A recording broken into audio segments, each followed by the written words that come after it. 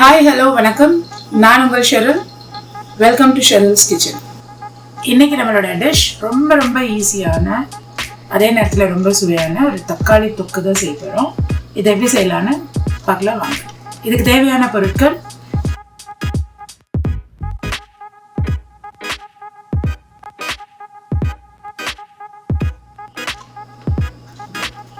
இதுக்கு ஃபஸ்ட்டு அடுப்பில் ஒரு கடாய் ஒன்று வச்சுப்போம். எண்ணெயை ஊற்றிட்டு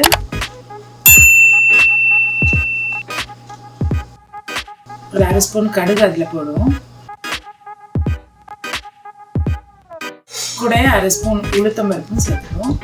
ரெண்டும் நல்லா பொரிஞ்சு வந்ததுன்னு ஒரு 3 பச்சை மிளகாய் கீரி போட்டுடலாம். அது கூட ஒரு கருவேப்பிலையும் அதோட ஆட் பண்ணிக்கோங்க. இப்போ ஒரு சின்ன வெங்காயம், ஒரு 5-6 சின்ன வெங்காயத்தை எடுத்து 2ஆக நறுக்கி அதையும் ஆட் பண்ணிக்கோங்க. அது கொஞ்சமாக வதங்கணும். இதுக்கு 2 வெங்காயமும் சேர்த்தா தான் நல்லாயிருக்கும். பெருசு சின்னது ரெண்டும் சேர்த்து செஞ்சீங்கன்னா ரொம்ப நல்லாயிருக்கும். சின்ன வெங்காயம் இல்லைன்னா வெறும் பெரிய வெங்காயத்திலேயே நீங்கள் செஞ்சிடலாம். இப்போ பெரிய வெங்காயத்தை நீளமாக நறுக்கி போட்டிருக்கேன். அதுவும் கொஞ்சம் நேரம் ரெண்டும் சேர்ந்து நல்லா வதங்கணும். இந்த பெரிய வெங்காயம் ரொம்ப வதங்க வேண்டாம், அப்படியே ரோஸ்ட் ஆகிற வரைக்கும்லாம் வேண்டாம். லேசாக வதங்கினா போதும். ஆனால் ஒரு பிங்கிஷாக மாறுற வரைக்கும் அது வதங்கும். அப்படி வதங்கும் போது நீளமாக கட் பண்ணி வச்சுருக்கிற தக்காளி, இந்த தக்காளியை அது கூட ஆட் பண்ணிக்கோங்க. இந்த வெங்காயம் தக்காளி எல்லாம் சேர்ந்து நல்லா வதங்கணும்.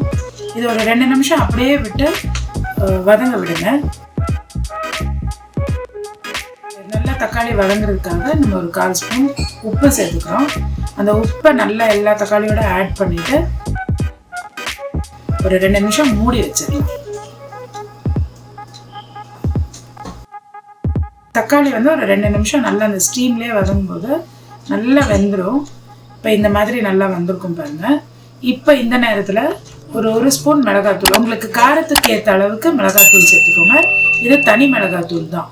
முதல்ல உப்பு போட்டிருக்கோம், அதனால உப்பு பார்த்து ஆட் பண்ணிக்கோங்க. ஒரு 1/4 ஸ்பூன் மஞ்சள் தூள், அப்புறம் நான் காஷ்மீரி மிளகாத்தூள் சேர்த்துக்கிறேன். இது கலருக்காக. எல்லாத்தையும் சேர்த்து ஒன்றா நல்லா பரட்டிடுங்க. இது நல்லா வதங்கி வர்ற சமயத்தில் 1/2 ஸ்பூனுக்கு எண்ணெய் ஆட் பண்ணிக்கோங்க. ஆட் பண்ணிவிட்டு தக்காளி எல்லாம் அது நல்லா அந்த எண்ணெய் படுற மாதிரி நல்லா பரட்டி விட்டுக்கோங்க. இதையும் கொஞ்சம் நேரம் மூடி வைக்கணும். இது பாருங்க, இந்த மாதிரி நல்லா சுருண்டு வரும். இதில் தண்ணியே சேர்க்கல. இந்த சமயத்தில் உங்களுக்கு வேணும்னா இந்த தக்காளி தொக்கை நீங்கள் அப்படியே எடுத்து ஒரு கிண்ணத்தில் ட்ரான்ஸ்ஃபர் பண்ணிவிட்டு இதை சப்பாத்தி, பூரி, இட்லி, தோசை எல்லாத்துக்கும் நீங்கள் சேர்த்துக்கலாம். இன்றைக்கி இதை எப்படி சாப்பாட்டில் நம்ம ஆட் பண்ணி சாப்பிடுறதுன்னு பார்க்கலாம். இந்த ஆற வச்ச சாதத்தை எடுத்து இந்த தக்காளி அடுப்பில் இருக்கும்போதே அதில் போட்டு நல்லா பரட்டுங்க. அடுப்பை நல்லா லோ ஃப்ளேமில் வச்சுக்கோங்க. நல்லா பரட்டிட்டு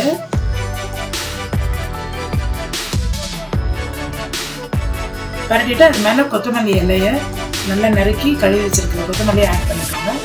இதையும் நல்லா பரட்டிட்டு அப்படியே ஒரு 1 நிமிஷம் போல் அடுப்புலையே மூடி வச்சிருங்க. அதுக்கப்புறம் ஆஃப் பண்ணிடுங்க.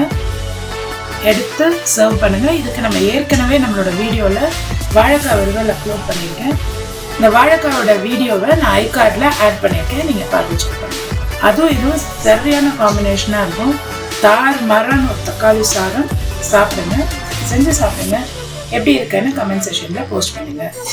நான் இன்னொரு நல்ல வீடியோவோட உங்களை கூடிய சீக்கிரம் மீட் பண்ணுறேன்.